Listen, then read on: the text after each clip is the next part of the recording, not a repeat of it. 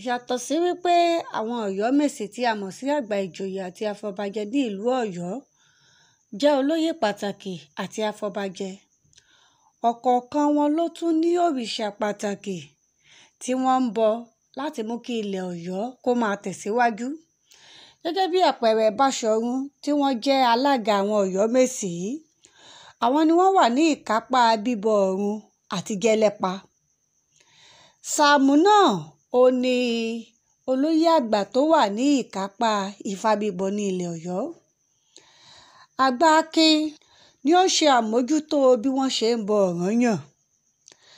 Akinikú tí ọ̀pọ̀lọpọ̀ èèyàn máa ń ṣìpè pé Akinikú kì í ṣe Akinikú o. Akinikú, ohun tí wọ́n sì pe ìtumọ̀ eléyìí ni akíkanjú tó kojú ikú. Ó ló jẹ́ aṣíwájú àwọn nǹkan tó bá fẹ́ dàbí ẹni wípé ó fẹ́ le, tó fẹ́ kọjá agbára èèyàn. Àwọn nǹkan tí Akinikú máa ń kojú gẹ́gẹ́ bí olóyè pàtàkì ní ilẹ̀ Ọ̀yọ́ rèé.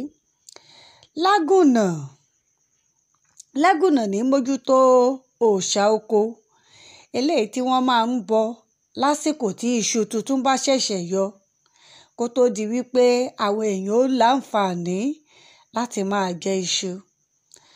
Alápín ni òòṣà gẹ́gẹ́ bí orúkọ oyè yìí. Àwọn ni wọ́n mójútó ohun tó jẹ mọ́ òòṣà bíbọ, pàápàá jùlọ eégún ilẹ̀ Ọ̀yọ́ àti gbogbo ohun tó jẹ mọ́ ètùtù ṣíṣe, bóyá fún ẹ̀yọ́nú, bóyá fún ẹ̀rọ̀ tàbí ohunkóhun tí ó bá ti jẹ mọ́ wípé wọ́n dífá, ó sì jẹ mọ́ kí wọ́n ó ṣe ètùtù. Alápín ni òòṣà ló máa ń ṣe kòkárí àwọn ètùtù yìí.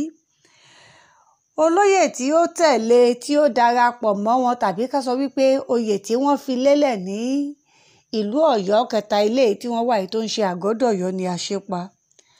Bó tiẹ̀ ṣe pé ní àsìkò yìí kò sí ẹnì kankan lórí àga oyè náà mọ́. Àmọ́ síbẹ̀, níwọ̀nba ìgbà tí ó jẹ́ oyè tó ti wà rí, ó yẹ ká mẹ́nu bà iṣẹ́ tí Aṣípa náà ń ṣe nínú àwọn Oyomesi. Aṣípa jẹ́ ògbójú ọdẹ. Baba ńlá wọn ni wọ́n pè ní Ọ̀já.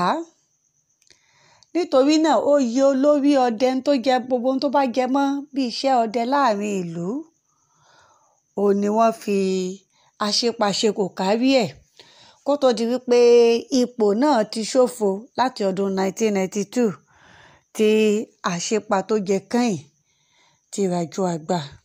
Ní àsìkò yìí tí kábíyèsí ikú bàbá yèyé ọba Lámídì Adéyẹmí Àtàndá tí wọ́n ti ràjò àgbà, kò sí àní-àní láti jẹ́ kí pé gbogbo ìlú ti mọ̀ wípé àwọn Oyomesi ni wọ́n ń ṣe àkóso ìlú lábẹ́ ìdarí Báṣọ̀run olóyè àgbà Yusuf Ayọ̀ọ́lá Akínadé láyénká wa.